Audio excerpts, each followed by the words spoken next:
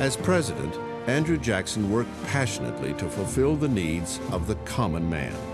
One of the strongest needs was new territory for safe settlement without Indian interference. As Major General of the Tennessee Militia in 1814, Jackson had shown how he used war to handle the Indian issue. In 1830, as president, he decided he would use the law to fight the Indians. He pushed the Indian Removal Act through Congress. He believed, on the basis of his own experience, what he had seen historically, that whites and Indian tribes could not live together peacefully.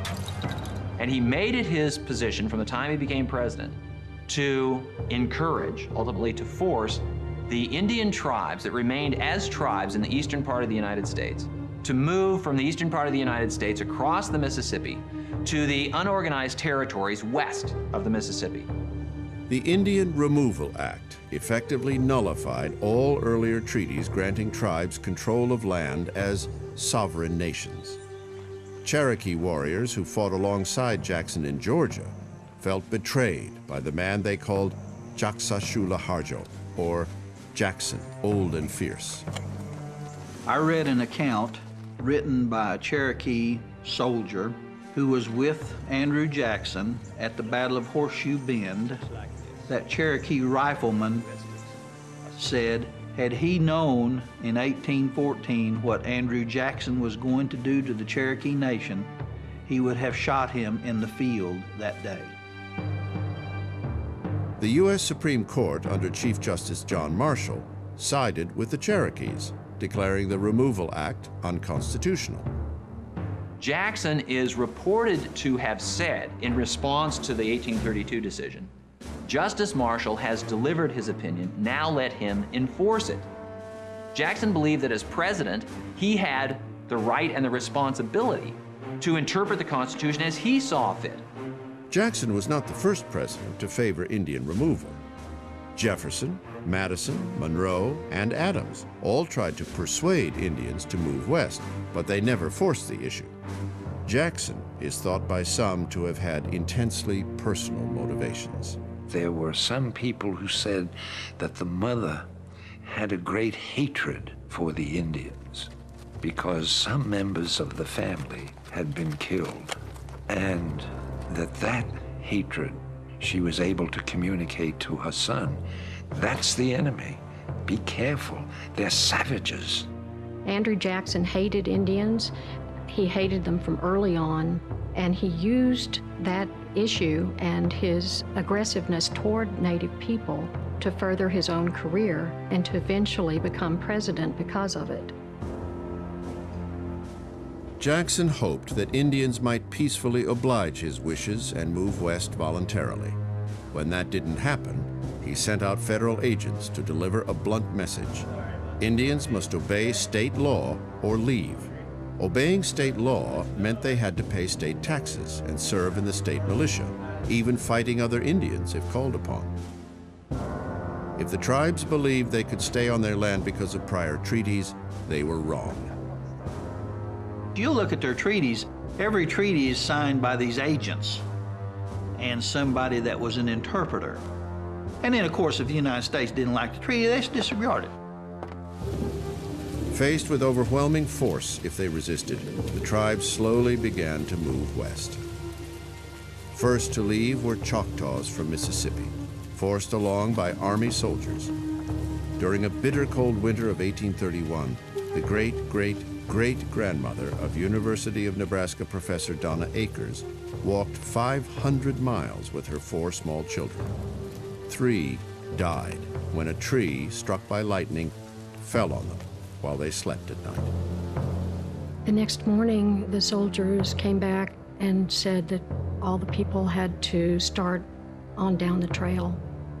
The women were, of course, still hysterical. They were mourning the death of these 3 little girls, and the men were very upset because they had not been able to do anything to help. And the troops told them that they had to move on anyway.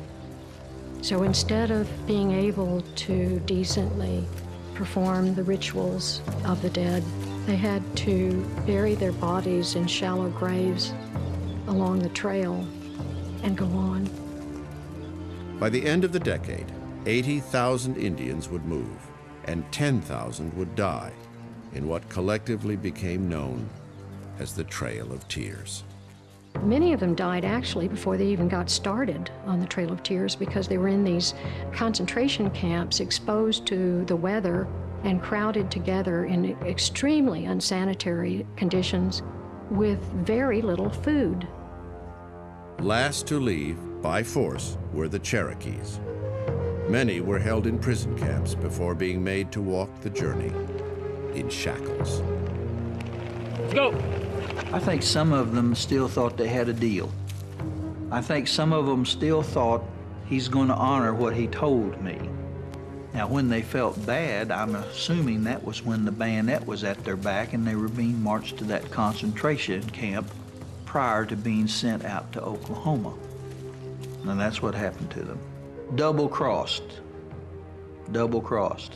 Promised one thing and another thing happened. Time and time again. Andrew Jackson, to most Native people, is equivalent to Hitler. He's known among the Choctaw people as the Great Devil, or Blackheart. Jackson's policy, the policy that culminated in the Trail of Tears, one of the great humanitarian tragedies in American history, was a policy that was of a piece with the policy of administrations before Jackson and after Jackson. It's easy to pin the label on Jackson because he took a more visible position. But Jackson probably would have said, this wasn't merely my policy, this was the policy of the United States government, for better or worse. The Trail of Tears and everything really about the Indian removal is such a horror.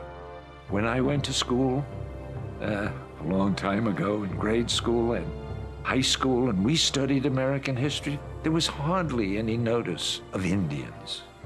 Only they were brought in occasionally as a backdrop for what the white man was doing.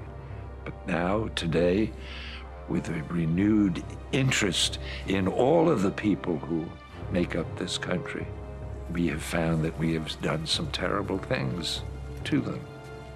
And removal is one of the worst. It's easy for us to attack Jackson for his lack of humanity, for his lack of consideration of the Indians. He should have known better, but it's too easy for us to do that because we don't live in their world. And their world, Jackson's world, was a very brutal world.